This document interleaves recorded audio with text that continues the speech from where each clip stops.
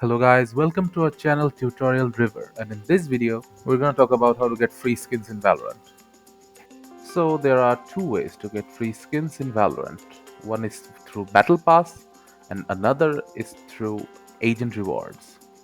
So first go to Battle Pass, and in the 10th chapter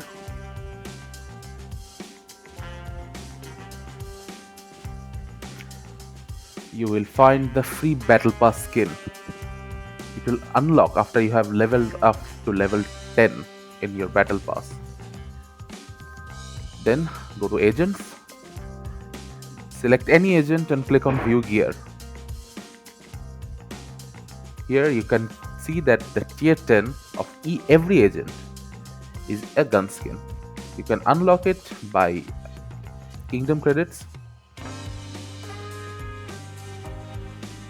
and that's how you get free skins.